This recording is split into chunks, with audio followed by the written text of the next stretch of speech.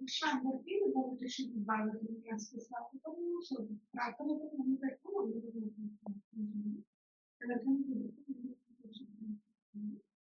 Mataji voice బాగా slow వస్తుంది మాతాజీ మీరు. ఓం నమో భగవతే వాసుదేవాయ. ఓం నమో భగవతే వాసుదేవాయ. ఓం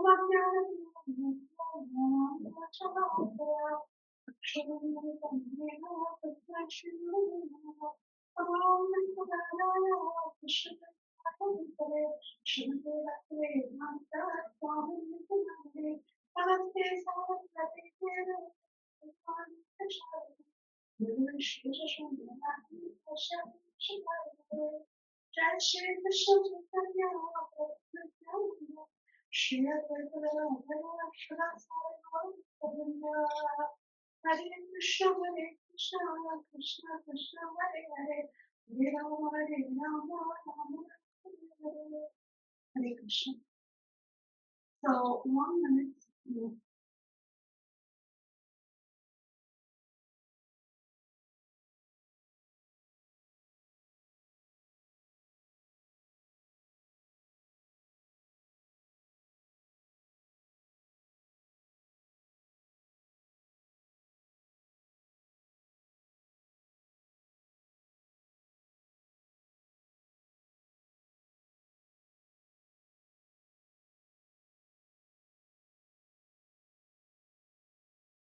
ఇప్పుడు నెక్స్ట్ శ్లోక చదవచ్చు. ఇప్పుడు షేర్ చేస్తున్నాం. 18th శ్లోక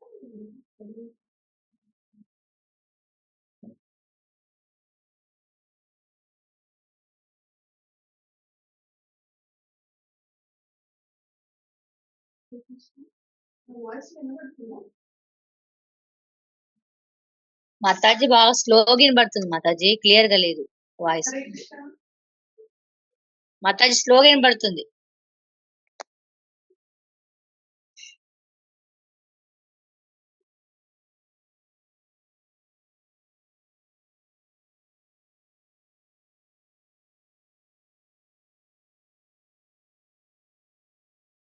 హరే కృష్ణ. నా వాయిస్ వినబడుతుందా? వినబడుతుంది మాతాజీ, కానీ మెల్లిగా వినబడుతుంది. ఇంకా కొంచెం వాయిస్ పెంచండి మాతాజీ.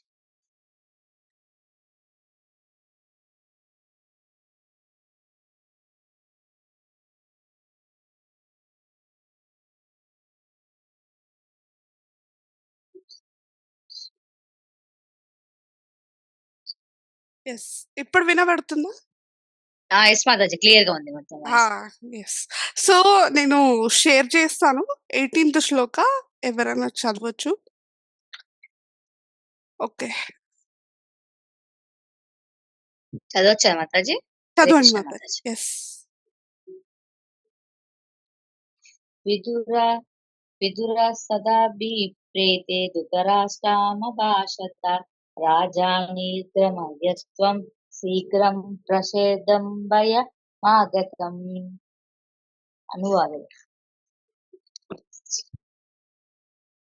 మహాత్ముడైన విదురుడు దీనంతటికి ఎరిగి ఉన్నందుకున ధృతరాష్ట్రంతో ఇట్లు పలికెను: ఓ రాజా, ఏమాత్రమును ఆలస్యము చేయక శీఘ్రమే ఇచ్చట నుండి నిశ్చయింపుము. భయము ఏ రీతిగా నిన్ను ఆవరించునో ఒకమారు గాంచుము. హరే కృష్ణ మాతాజీ. హరే కృష్ణ మాతాజీ. సో నిన్నటి క్లాస్ లో మనం ఏం తెలుసుకున్నామంటే, విదురుడు వచ్చాడు తర్వాత ఏం క్లాస్ ఇచ్చాడు అనేసి ఇక్కడి నుంచి స్టార్ట్ అవుతుంది. సో ఇక్కడ విదురుడు స్టార్ట్ చేశాడు. ఎక్కడి నుంచి? ధృతరాష్ట్రుడికి చెప్తున్నాడు, ఓ రాజా అనేసి డైరెక్ట్ గా చెప్తున్నాడు. ఏమని చెప్పాడంటే, భయము ఏ రీతిగా వస్తుందో నీకు తెలియదు. భయం అంటే ఎక్కడికి ఏ దానికి పోల్చారు? మృత్యువు మాతాజీ. మృత్యు. కరెక్టా? మృత్యు ఎలా వస్తుందని మనకు కూడా తెలియదు. మాధురి మాతాజీ, మీకు తెలుసా మృత్యు ఎట్లా వస్తుంది అనేసి? తెలియదు మాతాజీ. ఏ నిమిషమైనా రావచ్చు. ఏ నిమిషమైనా రావచ్చు, ఇప్పుడన్నా రావచ్చు. ఇప్పుడు క్లాస్ విని పడుకున్నాం, రేపు పొద్దుగాల లేస్తాం అనేది కూడా తెలియదు మనకి. సో అలాగే కృష్ణ ఓ రాజా అనేసి చెప్తున్నాడు అక్కడ. సో మనం ఒకటి తెలుసుకోవచ్చు. విదురుడు డైరెక్ట్‌గా ధృతరాష్ట్రుడికే చెప్పాడే ఒర్తు పాండవులకెప్పుడు చెప్పలే. ఎందుకంటే పాండవులు గొప్ప భక్తులు. వాళ్ళకి ఈ ఒక్క రాజ్యము, తర్వాత అక్కడుండి మనము వ ఇంద్రియ నిగ్రహం కోసం ఉండాలి. తర్వాత మనము అక్కడ మంచిగా ఉండాలి. మంచి ఫెసిలిటీస్ ఉంది. నేనిక్కడే ఉండిపోతాననేసి పాండవులెప్పుడు తెలుసుకోలేదు. ఎందుకంటే ఒక సేవ ఇచ్చారు ఎవరుతూ కృష్ణుడు సేవ ఇచ్చాడు. ఆ సేవ చెయ్యాలనేసి చేస్తున్నారు ఎవరుతూ వాళ్ళకి ఏ ఒక్క ఆశ అనేదే లేదు. సో, డైరెక్ట్‌గా ధృతరాష్ట్రుడికి చెప్పాడు. ధృతరాష్ట్రుడు ఎందుకంటే చిన్నప్పుడు ఇంకా పెద్దయ్యే వరకు ఆయనకి పాండవులకి చాలా కష్టమే ఇచ్చాడే ಹೊರತು ఎప్పుడూ సుఖంగా చూసుకోలేదు అనేసి ఇక్కడ చెప్తున్నారు. సో, ఒక్క చిన్న పాయింట్ మనం ఇక్కడ తెలుసుకోవచ్చంటే, ధృతరాష్ట్రుడి మనసులో ఎప్పుడు కష్టమివ్వాలి పాండవులకి ಹೊರತು ఎప్పుడు చెడువే ఆలోచించేవాడే ಹೊರತು ఎప్పుడు రీతిగా ఆలోచించలేదు. వయసైన తర్వాత కూడా నేను ఈ రాజ్యాన్ని ఇది మెయింటైన్ చెయ్యాలి అనే ఒక ఆశ ఉండేందే ಹೊರತು వయసైన తర్వాత ఇప్పుడు నా వయసయిపోయింది కదా! నా పిల్లలు కూడా లేదు. నా తమ్ముడు కూడా లేదు. ఎవ్వరు లేదు. ఇప్పుడు ఎవరున్నారు నాకు? ఎవ్వరు లేదు. నా పిల్లలు 100 మంది. ఆ పిల్లలు గూడా ఎళ్ళిపోయారు. నా పిల్లలు లేదంటే గూడా ఈ పాండవుల పిల్లలన్నా ఉన్నారు కదా! నా పిల్లలని తీసుకొని ఎప్పుడు చూడలేదు అనేసి ఇక్కడ ఒకటి చెప్తున్నారు. ధృతరాష్ట్రుడికే ఇక్కడ చెప్పారు అనేసి ఇక్కడ చెప్తున్నారు. సో, నెక్స్టు మనము ఆహ్, ఇక్కడ తెలుసుకోవచ్చు బయట ప్రపంచంలో గూడా ఇలాగే ఉన్నారు మంది. ఒక ధృతరాష్ట్రుడు ఎంతో మంది ఉన్నారు భౌతిక జగత్తులో. సో, మ మనము ఎట్లా వాళ్ళని వాళ్ళకెట్లా మనము ఎక్స్‌ప్లెయిన్ చేయాలి? ఇదంతా చేయడము నీకు మంచిది కాదు. ఎందుకంటే వయసైన తర్వాత నువ్వెక్కడ పోతావనేది తెలుసు. ఒక్కొక్క మంది ఏం చెప్తారంటే, లైఫ్ ఉండే వరకు ఎంజాయ్ చేయాలి. ఈ ఒక్క మానవ శరీరము ఒకే టైమే వస్తది. ఏం బార్ బార్ వస్తదా? నెక్స్ట్ జన్మంలో గూడా నాకు మానవ శరీరం రాదు కదా! అందుకే నేనిక్కడ ఈ ఒక్క జన్మంలోనే నేను మంచిగా ఎంజాయ్ చేయాలి. మంచిగా ఫ్రెండ్స్ తోటి బయటెళ్ళాలి. తర్వాత మంచిగా బయట ఉండేదంతా తినాలి. మంచిగా ఉండాలి. ఈ వయసైన తర్వాత ఈ ఒక్క భక్తి చేయాలి ఎవరితో ఇప్పుడు కాదు. మనం ఎలా వాళ్ళని ఎదుర్కోవాలి అనేసి ఎవరు చెప్తారు. మీకు కూడా తెలుసు ఇప్పుడు బయట ప్రపంచం ఎలా ఉంది. ఇప్పుడు 3 సంవత్సరం ఇంకా మీరు కూడా ఈ క్లాసెస్ వింటున్నారు. భగవద్గీత, భాగవతము వింటున్నారు. సో, చాలా మందిని మీరు చూసారు. సో, బయట ప్రపంచంలో కూడా. ఎలా మనము ఎదురుగొలుతాం? ఎవరు చెప్తారు?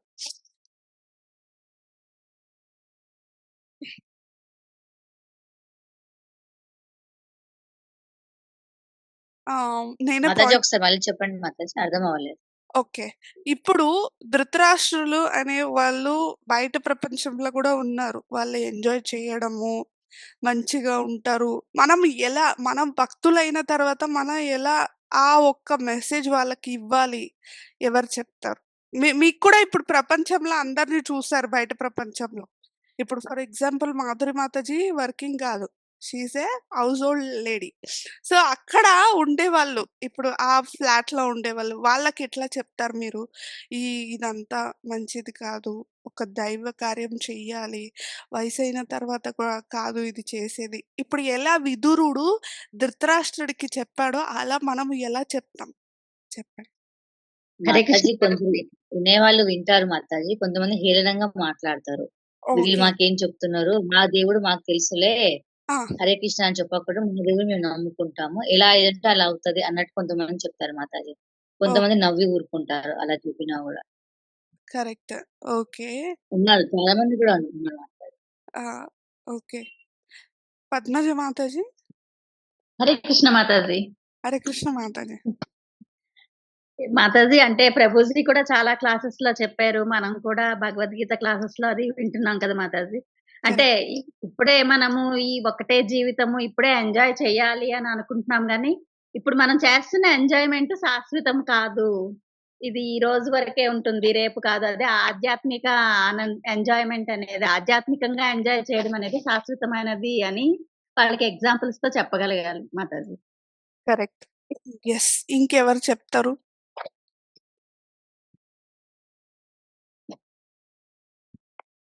ఓకే. ఇప్పుడు మనము బయట ప్రపంచంలో గూడా వాళ్ళు చెప్తారు. నేను కూడా మీ లెక్కనే నేను కూడా పూజ చేస్తున్నా. వినాయకుడికి పూజ చేస్తున్నా. వరలక్ష్మి పండగ చేస్తా. తర్వాత అన్ని పూజలు నేను కూడా చేస్తున్నాను కదా! అనేసి వాళ్ళు ఒక క్వెషన్ అడగొచ్చు. అయితే ఒక్క క్వెషన్ మీకందరికి వినాయక చవితి అయిన తర్వాత వినాయకుడిని తెలుసుకుంటారా ఎవరన్నా? ఇయర్‌లీ వన్సే. ఇయర్‌లీ వన్సే తెలుసుకుంటారు. తర్వాత ఏమవుతది చెప్పండి? ఆ వినాయకుడిలోనూ మనము ఒక అఫెన్స్‌కి కాదు నేను చెప్తుండేది. అయితే ఏ విధం ఏ శాస్త్ర విధము ఎట్లా చెయ్యాలి వినాయకుడి పూజ అనేసి ఎవ్వరు చేస్తలేదు ఈ ఒక్క భౌతిక ప్రపంచంలో. వినాయకుడి ముందల మనము వినాయకుడిది పాటలెయ్యాలి. అయితే ఏ పాటలేస్తారు? సినిమా పాటలేస్తారు. సినిమా పాటలేసి మంచిగా డాన్స్ ఆడాలి. లేదు అనడు.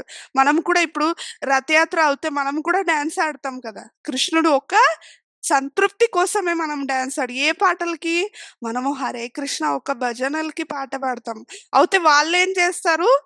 ఆ ఒక్క సినిమా పాటలకి పాట పాడతారు. అయితే అది భక్తి కాదు అనేసి ఇక్కడ చెప్తున్నారు. సో, అలాగే విదురుడు ఏం చేశాడంటే ఈ ఒక మెనీ ఎగ్జాంపుల్స్ అంతా చెప్పి, భయము ఎప్పుడొస్తుందో నీకు గూడా తెలవదు. నువ్వు రెడీగా ఉన్నావా ఇక్కడి నుంచి వదలడానికి? ఇమ్మీడియేట్‌గా అన్నాడు. వెంటనే వదులు నాతోటి రా వచ్చేయి అనేసి చెప్పాడు. ఇప్పుడు ఒక ప్రశ్న మీకు. మీకందరికి ఒక హ్మ్, అంత మా పిల్లలు అందరిని వదిలేసి నాతోటొచ్చేయండి అంటే, కృష్ణుడే వచ్చి అడుగుతాడు మిమ్మల్ని. నాతోటొచ్చేయండి అంటే వస్తారా మీరు?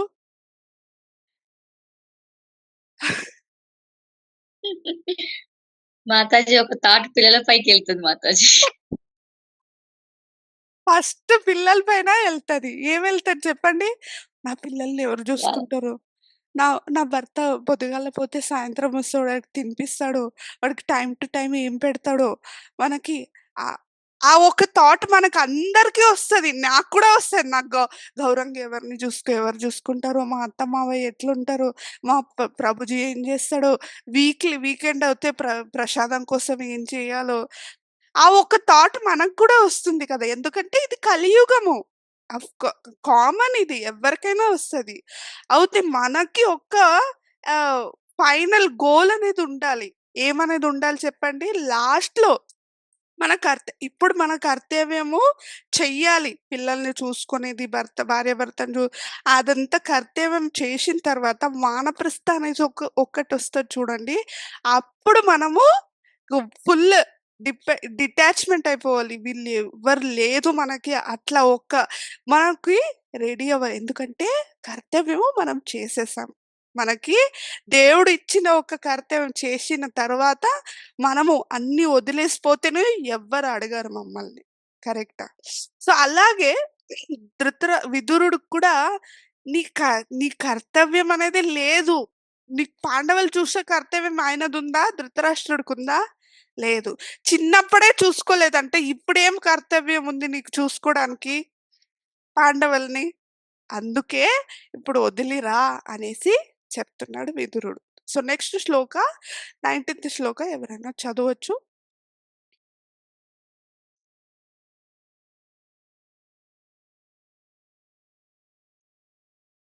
చదవచ్చా మాతాజీ? ఎవరైనా చదువుతారండి? చదవండి. హరే యెస్. కృష్ణ మాతాజీ. సులో సులోచన మాతాజి చదవండి. క్లియర్‌గా ఉందా మాతాజీ? వాయిస్? యెస్ మాతాజి. యెస్. 19వ శ్లోకం.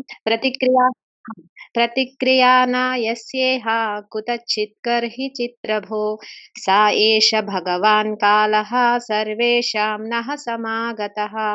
అనువాదము: ఈ భయంకర పరిస్థితి భౌతిక జగములో ఎవ్వరి చేతను నివారింపబడజాలదు. ఓ ప్రభు, భగవానుడే మనలనందరినీ కాలరూపమున సమీపించి ఉన్నాడు. హరే కృష్ణ మాతాజీ. హరే కృష్ణ. సో, చాలా చాలా ఇంపార్టెంట్ పాయింట్. కాలము, టైం. మన లైఫ్‌లో అందరికి టైం అనేది చాలా ఇంపార్టెంటే గదా! కరెక్టా? ఈ టైంలో ఇది జరగకపోతే నెక్స్ట్ టైమ్ ఓహ్! వామ్మో! ఆ 9 గంటలకు చేసింది చేసే పోయే పని ఇప్పుడు 10 గంటలకు చేస్తున్నాయి. ఏమైందో నాకు అనేసి ఒక్కొక్క టైం అనుకుంటాం గదా! ఇప్పుడు నా ఇప్పుడు నాకు 27 ఇయర్స్. 24 ఇయర్స్ ఇది ఉండేటప్పుడు 14 ఇయర్స్‌లో జరిగిన ఎంత బాగుండేది మా అమ్మోళ్ళ ఇంట్లో అనేసి ఒక్కొక్క టైం తెలుసుకుంటా. మా మమ్మీ, డ్యాడీ అంత చేసేవాళ్ళం, మంచిగా ఉండేదాన్ని. ఇప్పుడు ఇక్కడ మనం వేరే వాళ్ళని చూసుకోవాల్సొస్తది. గృహస్థులైన తర్వాత. సో, అట్లా కూడా మనకి టైం అనేది చాలా చేంజ్ అయిపోతుంది. మనం ఎక్కడ పోతామో అని. నే పెళ్లయిన తర్వాత మేము పూణేలో ఉండేవాళ్ళం, హైదరాబాద్ అనుకునేది నేను తెలుసుకోనే లేదు. నా నా ఒక్క కలలో కూడా నేను తెలుసుకోలేదు. పూణే వదిలి నేను హైదరాబాద్‌కొచ్చి ఉంటా అనేసి. సో, అలా టైము ఎక్కడ పిలుచుకొని పోతదో ఎవ్వరికీ లేదు. సో, అందుకే విదురుడు ధృతరాష్ట్రుడికి చెప్తున్నాడు. కాలం అనేది వెళ్ళిపోతుంది. ఎప్పుడొస్తుందో కూడా నీకు తెలవదు మృత్యువు. నువ్వు ఇప్పుడు రా పోదాము అనేసి చెప్తున్నాడు. సో, ఇక్కడ ఒక్కటి మనము ఉదాహరణ తీసుకోవచ్చు. 'కైలాష్' తెలుసా అందరికి? ఒక స్టోరీ ఉంది 'కైలాష్' స్టోరీ. ఎవరికి తెలుసు 'కైలాష్' స్టోరీ? తెలవదా? సో, 'కైలాష్' అనేది ఒక వ్యక్తి ఉంటాడు. ఆ వ్యక్తికి భగవంతుడు స్వయం వచ్చి నారద మునికి చెప్తాడు. ఈ ఒక్క కైలాష్ అనేది ఒకడుంటాడు. ఆ ఒక్క వ్యక్తికి పోయి నువ్వు అడుగు. భగవంతుడు నిన్ను పిలుస్తున్నాడు. నువ్వు వచ్చేదానికి రెడీగా ఉన్నావా? అనేసి పోయి అడుగు అనేసి అడుగుతాడు. సో, ఇది పోయి అడుగుతాడు నారదముని. నారదముని పోయి అడిగినప్పుడు కైలాష్ ఏం చెప్తాడంటే, "ఇప్పుడే పెళ్ళయింది నాకు.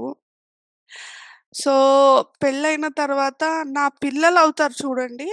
నా పిల్లలు పెద్దయిన తర్వాత, నా వయసైన తర్వాత నేనొస్తాను" అనేసి చెప్తాడు. సో, చెప్పినప్పుడు అక్కడినింకా నారదముని వెళ్ళిపోతాడు. ఫోర్స్ చేయడానికి అవ్వదు కదా! ఇప్పుడు మీకు కూడా ఎవరన్నా వచ్చి ఫోర్స్ చేస్తే అవుతదా? ఎవ్వరు ఫోర్స్ జే "ఏమి మనిషి ఏం దిమాగ్ ఖరాబయిందా?" అంటారు హైదరాబాదోళ్ళంతా. కరెక్టా? దిమాగేమైనా ఖరాబయిందా ఈడికి? నేను రానంటే ఓ రా రా రా అంటుండు అనేసి ఒకటి చెప్తారు. మనం కూడా అట్లే గదా! సో, అక్కడినింకా నారదముని వెళ్ళిపోతాడు. సో, వెళ్ళిపోయిన తర్వాత ఇప్పుడు కైలాషు పిల్లలయ్యిర్రు. వాళ్ళు కూడా పెద్దయిన తర్వాత వాళ్ళకి జాబొచ్చినాయి. ఈయన వయసయినాడు. వయసైన తర్వాత వస్తాడన్నాడు కదా! చనిపోయిన తర్వాత యాజ్ యూజువల్ వచ్చే వస్తాం. సో, నారదముని కరెక్ట్ మళ్ళా వస్తాడు. మళ్ళా వచ్చి ఇప్పుడు రెడీగా అప్పుడు అడిగాను గదా! ఇప్పుడు వస్తావా? అనేసి అడుగుతాడు. లేలే నేను రాను అనేసి అక్కడినింకా వెళ్ళిపోయిన తర్వాత కైలాష్ నెక్స్ట్ జన్మంలో ఏమవుతుందంటే వాడు చనిపోయేటప్పుడు ఫ్యామిలీ పైన అటాచ్‌మెంట్ ఉండి, ఉండి అక్కడ ఒక కుక్క రూపం తీసుకుంటాడు. కుక్క రూపం తీసుకొని వాళ్ళ కొడుకు ఇంటి ముందలే ఉంటాడు. సో, ఇంటి ముందల ఉండినప్పుడు మళ్ళా నారదముని వస్తాడు. భగవంతుడు నిన్ను పిలుస్తున్నాడు అనేసి అక్కడ పోతాడు. పోయినప్పుడు కైలాష్‌దొక ఫోటో జూస్తాడు. అప్పటికి ఆయన చనిపోయిండు. చనిపోయి ఆయన ఓకే. నారదముని అక్కడినింకా పోయేటప్పుడు ఆ కుక్క మురుగుతది. బా బార్క్ చేస్తుంది. అది ఏమవుతదంటే కొ ఆ కుక్క నారదమునికి తెలుసు ఆయన త్రిలోక జ్ఞాని ఆయన. ఆయనకి అన్నీ తెలుసు ఎవ్వరనేసి. సో, "కైలాష్ నువ్వా? కుక్కయినవా? నేను నిన్ను అప్పుడే పిలిచాను. భగవంతుడు స్వయం నిన్ను పిలుస్తున్నాడు. రా అనేసి పిలుస్తే నువ్వు రాలేదు. ఇప్పుడు నువ్వు కుక్క శరీరం తీసుకున్నావు. కుక్క అయిన తర్వాత ఇంకా ఆ శరీరంలోనే ఇంకా వేరే ఇది నెక్స్ట్ పామవుతాడు. పామయిన తర్వాత మళ్ళా ఒక పక్షి అవుతాడు. సో, ఇలా ఎందుకు చెప్పానంటే మానవుడికి ఏదో ఒక వైష్ణవ ఒక రూపంలో వస్తాడు. వచ్చి భగవంతుడు మన కోసం పంపించిన తర్వాత మనం ఏం చేయాలంటే ఇమ్మీడియట్‌గా మనం భక్తి తీసుకోవాలి. భక్తి చెయ్యాలి అనేసి ఇక్కడ తెలుసుకోవచ్చు. సో, అలాగే విదురుడికి భగవంతుడు ధృతరాష్ట్రుడు ఒక పుణ్యమో ఏమో, ఒక సుకృతియో ఏమో తెలవదు.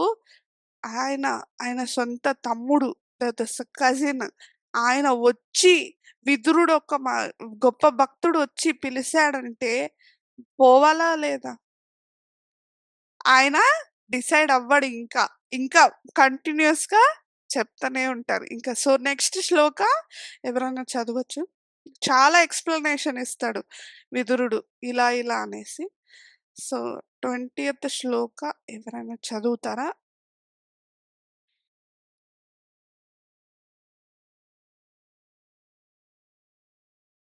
చదవాలా మాతాజీ? మాధురిమాత చదివేయండి. యెస్.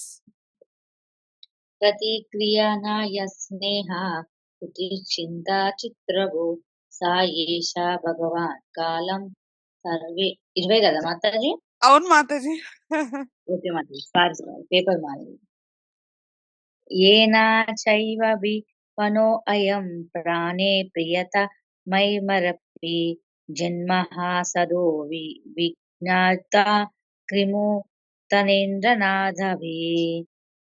అనువాదం: మహత్కరమైన కాల ప్రభావమును లోగును వాడైనను తన ప్రియతమ ప్రాణమునే అర్పించవలనచో ఒక ధనము, గౌరవము, సంతానము, క్షేత్రము, గృహాది ఇతర విషయమును గూర్చి వేరుగా తెలుప నవసరమేమున్నది. హరే కృష్ణ మాతాజీ. హరే కృష్ణ మాతాజీ. సో, ఇక్కడ నెక్స్ట్ శ్లోకాలో ఏం చెప్తారంటే ధృతరాష్ట్రుడు చెప్తాడు. ధృతరాష్ట్రుడికి విదురుడు చెప్తాడు. ఎవ్వరు ఈ కాల ప్రభావం నుంచి ఎస్కేప్ అవ్వలేదు. ఎంత పెద్ద మనిషి అవ్వని, పెద్ద గొప్ప ఒక బిజినెస్ మ్యాన్ అవ్వని, ఒక పొలిటీషియన్ అవ్వని, ఒక ఈ పెద్ద పెద్ద మనుషులు గాని ఎవ్వరు ఎస్కేప్ అవ్వలేదు అనేసి చెప్తున్నాడు. సో, ఇక్కడ ఒక్క ఎగ్జాంపుల్ తీసుకోవచ్చు. హిరణ్యకశిపు అందరికి తెలుసా ఎవరనేసి? హిరణ్యకశిపు ప్రహ్లాదుడు ఒక తండ్రి. ఆయన ఏం చేశాడంటే ఎప్పుడు నిత్యము నేను ఈ శరీరంలోనే ఉండిపోవాలి, నాకు చావనేది వద్దు అనేసి బ్రహ్మదేవుడికి ఎన్నో సంవత్సరాలు ధ్యానం చేస్తాడు. ధ్యానించి ఒక్క కాలులో నిలుసుకొని ధ్యానం చేస్తాడు. తర్వాత ఎక్కడో పోయి ప్రహ్లాదుడు పుట్టే మున్నల పోతాడు.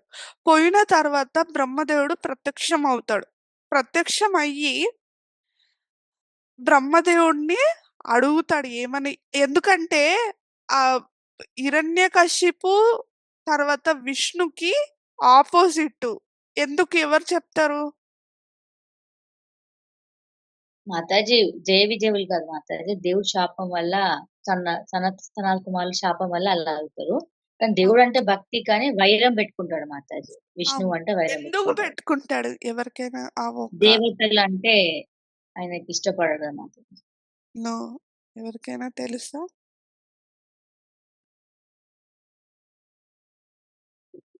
వాళ్ళ తమ్ముడిని చంపింటాడు తెలుసా?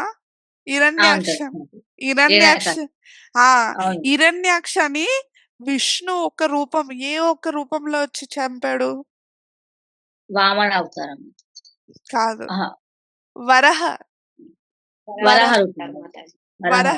వరహ రూపంలో వచ్చి ఆయన హిరణ్యాక్షని చంపుతాడు. అప్పుడు ఇంకా ఆయనకి ఆ ఒక ద్వేషం అనేది చాలా పెరిగిపోతుంది. నా సొంత తమ్ముడిని నువ్వు చంపావా అనేసి ఆ ఒక ద్వేషము ఎప్పుడు ఎల్లకాలము ఉండి, అందుకే ఆయన విష్ణుని ఎప్పుడు ప్రార్థించలేదు. ఎందుకంటే ఆ ఒక ద్వేషం అనేది ఎప్పుడు పోదు కదా. ఎవరన్నా మనకి చెడు చేస్తే ఎప్పటికి పోదు. ఆ ఒక్క పర్సన్ ఇట్లా వస్తే మనకి అంత గుర్తు అనేది చాలా వచ్చేస్తుంది. అందుకే ఎప్పుడు వ విష్ణుని ప్రార్థించలేదు. బ్రహ్మదేవుడిని ప్రార్థించి ఆయన ఈ శరీరంలోనే నేను ఉండిపోవాలని ఒక వరం ఇవ్వు అనేసి అని అంటారు. అయితే ఇక్కడ ప్రభుపాదులు ఏం చెప్తారంటే భాష్యంలో స్వయం బ్రహ్మ కూడా ఒకరోజు చనిపోవాలి. అందరికీ తెలుసా ఇది? సృష్టి ఎప్పుడు వినాశం అవుతుందో ఆయన కూడా వెళ్ళిపోతాడు. కదా! పెద్ద పెద్ద మనుషులే వెళ్ళిపోతారు. స్వయం బ్రహ్మనే వెళ్ళిపోతాడు. ఎవరితో "నువ్వు ఏంటిది" అనేసి విదురుడికి డైరెక్ట్‌గా చెప్తున్నారు ఇక్కడ. సో, ఇక్కడ నెక్స్ట్ ఇంకొకటేమంటే ఒక రీజన్ పెట్టుకుంటాడంట ఆయన ధృతరాష్ట్రుడు. ఏమని పెట్టుకుంటాడంటే, "పర్వాలేదులే నా యుధిష్ఠిర్ మహారాజు ఉన్నాడు నన్ను చూసుకోడానికి." అయితే ఏ రూపంలో చూసుకుంటాడు? వాళ్ళకి ఎంతో కష్టం పెట్టావు. వాళ్ళ పిల్లలకి నువ్వు విషం ఇచ్చావు. తర్వాత బయటికి పో నువ్వు ఇక్కడనింకా పో అన్నావు. వాళ్ళెంతో కష్టపడ్డారు. వాళ్ళ ఇంట్లో నువ్వు ఉన్నావే నువ్వొక కుక్క అనేసి చెప్తాడు. ఇంకా వచ్చే శ్లోకాలు. నువ్వొక కుక్క అనేసి చెప్తాడిక్కడ.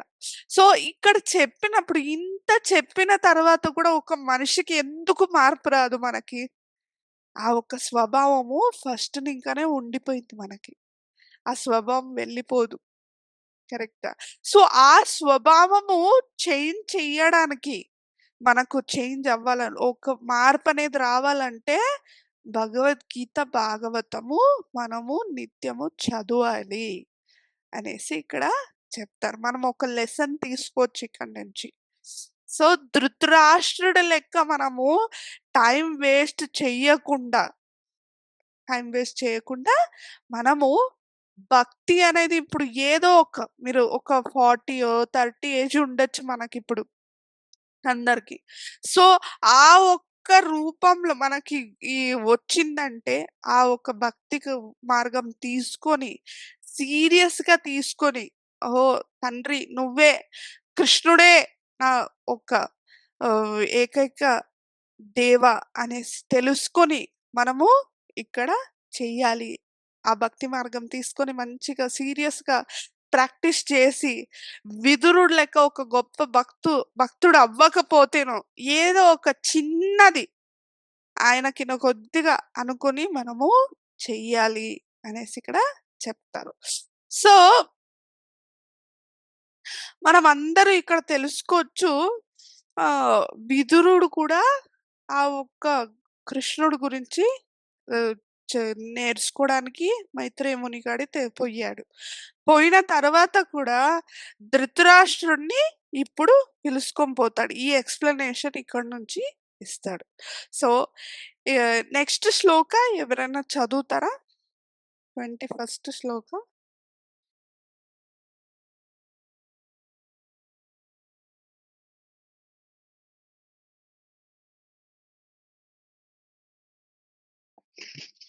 చదవాలా మాతాజీ? ఎవరు చదవాలి? మాతాజీ చదవండి మాతాజీ. సులోచన మాతాజీ.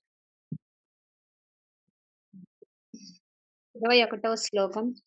పితృభ్రాతృసుహృత్పుత్రా హతాస్తే విగతం వయం ఆత్మా చ జరయా గ్రస్తః పరగేహముపాససే. అనువాదము. నీ తండ్రి సోదరుడు శ్రేయోభిలాషులు పుత్రులు గతించిపోయిరి. నీవు కూడా నీ జీవితంలో అత్యధిక భాగమును గడిపివేసితివి. నీ దేహము జరాగ్రస్తమైనది మరియు నీవు పరగృహమున జీవించుచున్నావు. హరే కృష్ణ మాతాజీ. హరే కృష్ణ. సో, 21 శ్లోక ఏమంటుంది మనకి? వినిపించలేదా మాతాజీ? వినిపించింది. యెస్. మంచిగా వినిపించింది. యెస్. సో, 21 శ్లోక ఏమంటుందంటే మనకి మీ విదురుడు ఎక్స్‌ప్లనేషన్ ఇస్తుండు. ఇగ ఆయన చెప్పాడు కదా! నాకు పర్వాలేదు నేను యుధిష్ఠిర్ మహారాజుతోటే ఉండిపోతాననేసి చెప్పాడు కదా! సో, ఆ ఒక ఎక్స్‌ప్లనేషన్ కోసం ఏం చెప్తున్నాడంటే, నీ తండ్రి చనిపోయాడు నువ్వు చిన్నప్పుడే ఉండేటప్పుడు. తర్వాత నీ తమ్ముడు ఎవరు? పాండు. ఆయన కూడా చనిపోయాడు. సో, నీ యొక్క శ్రేయోభిలాషి అంటే భీష్ముడు, ద్రోణుడు ఆ ఒక్క శ్రేయోభిలాషులు గూడా చనిపోయారు యుద్ధంలో. నీ యొక్క కొడుకులు కూడా చనిపోయారు. పుత్రులు. వీళ్ళందరూ చనిపోయిన తర్వాత ఇంకేముంది నీకు ఆశ అనేసి ఇక్కడ చెప్తున్నారు. సో, ఇంకొకటి పాయింట్ ఆ ట్రాన్స్‌లేషన్‌లో ఏం చెప్తానంటే, జర, ఓల్డ్ ఏజ్ మనకి వృద్ధాప్యము వచ్చేసింది నీకు. వృద్ధాప్యం వచ్చిన తర్వాత మనకి ఒక ఇంటెన్షన్ ఏమంటే, మృత్యు ఎప్పుడొస్తుందో తెలవదు. సో, మనము రెడీ అవ్వాలి మృత్యు కోసం. ఎప్పుడొస్తుందో, ఏ ఒక్క విధంలో వస్తుందో అనేసి. సో, ఈ యొక్క జన్మ, మృత్యు, జర, వ్యాధి అనేసి ఈ ఒక్క చక్రంలోనే నువ్వు ఇట్లా తిరుగుతుంటే నీవు తర్వాత ఏంటి నీ కథ అనేసి ధృతరాష్ట్రుడు చెప్తున్నాడు. ఆ ఒక్క జన్మ, మృత్యు, జర, వ్యాధి ఒక చక్రంలో నువ్వు తిరగకు. నాతోటి వచ్చి కృష్ణ భక్తి చెయ్యి అనేసి చెప్తాడు ఈ ఒక్క శ్లోకాలు. సో, మనకు కూడా ఈ జన్మ, మృత్యు, జర, వ్యాధి అనేసి ఒకటుంటుంది. మనకు కూడా. కరెక్టే కదా! భగవద్గీతలో ప్రభుజీ చెప్పారనుకుంటా. జన్మ, మృత్యు, జర, వ్యాధిలో ఈ యొక్క చక్రంలోనే తిరుగుతుంటే ఇంకా మనం ఇక్కడే ఉండిపోతాం. భూలోకంలోనే ఉండిపోతాము. కృష్ణుడికి మనము చేరుకోము. సో, అందుకే ఆ ఒక్క చక్రం నుంచి మనం బయట రావాలంటే ఒకే ఒక్క కారణం ఏమంటే కృష్ణ భక్తి చెయ్యాలి అనేసి ఇక్కడ చెప్తున్నారు. సో, ఇక్కడికి నేను విరామం తీసుకుంటాను. సో, ఎవరికైనా ప్రశ్నలుంటే అడగొచ్చు. లేకపోతే మనము స్టాప్ జేయొచ్చు. ఓకే. అందరికి